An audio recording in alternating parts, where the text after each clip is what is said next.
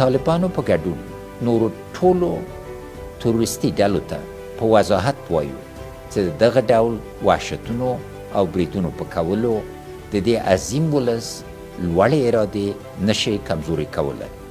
یک بار دیگر با تاکید میگویم که حمله بر هموطنان ما، مساجد، تکایا و مراکز علمی، فرهنگی، اکادمیک و تأسیسات عام المنفعه حمله بر انسان و جنایت ضد بشری است.